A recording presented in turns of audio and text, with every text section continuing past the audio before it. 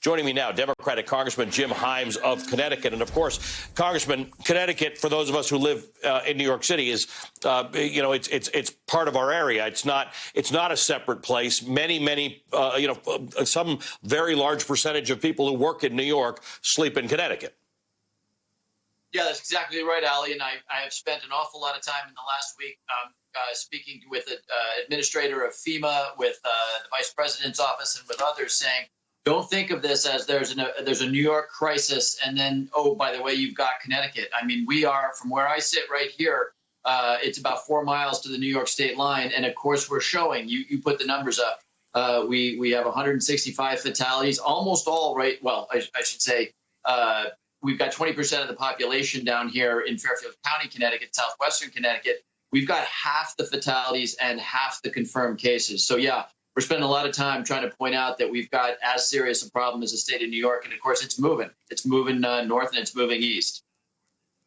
Right. Now, the one thing, it's moving, the movement east into Long Island, Governor Cuomo in New York was sort of saying they do not have the medical infrastructure that New York City has. And it's a similar situation going north. You've got good medical infrastructure, very good medical infrastructure in Connecticut, but you don't have the sheer volume that New York has. Obviously, you don't have the sheer volume of population. But if your percentages keep on going at the rate they're going, are you equipped to handle this, or do you need more federal assistance?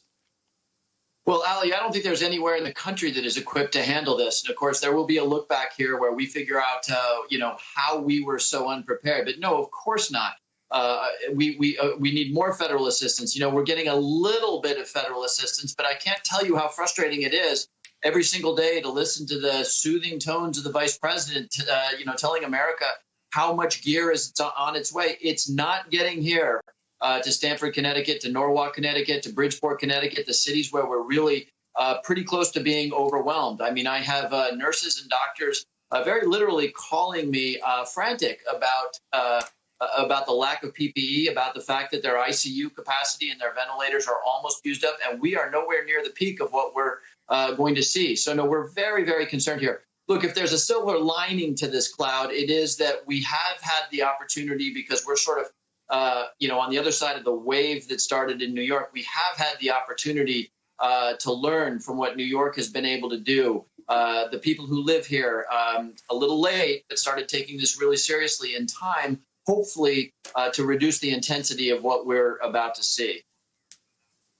Congressman, I want to speak to you because you're on the House Intel Committee about the firing of Michael Atkinson, the Inspector General of the intelligence community, for the fact that he brought to the attention of your committee, your chairman, the whistleblower complaint about the Ukraine phone call. Here's what Donald Trump had to say about it a few hours ago.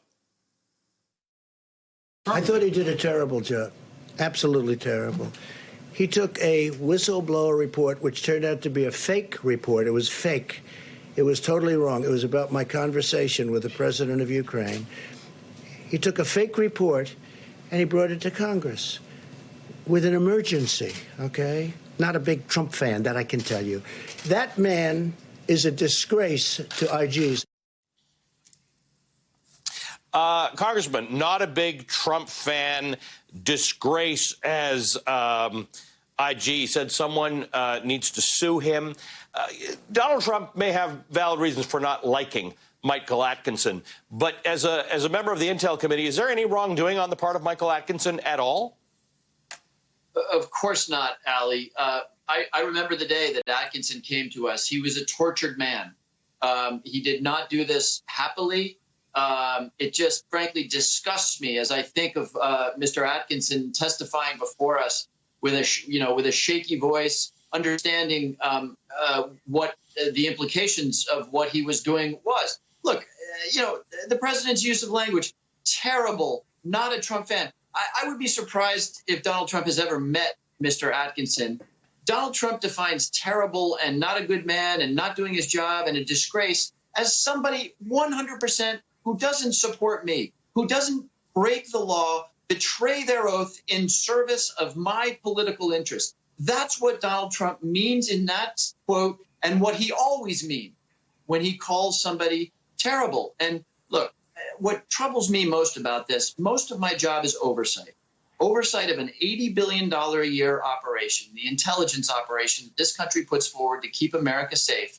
And in the course of keeping America safe, does very dangerous things, does lethal things, does surveillance. Congressional oversight is absolutely essential, Ali. I've seen that for years. And if we don't have executive branch officials being true to their oaths, being true to the law, and Atkinson followed the law when the Department of Justice ignored the law, there is no way for us to do oversight. I don't have investigators that I can send deep into the bowels of the CIA or the NSA. And what the president has basically said to the intelligence community is, your job performance ratings will be based on your loyalty to me. And love or hate Donald Trump, that is the end of divided government in which powers are fragmented and we have checks and balances on each other. Congressman, good to see you as all. Please stay safe. My best to you and the people of Connecticut. Congressman Jim Himes of Connecticut's 4th District, and he is a member of the Intel and the Financial Services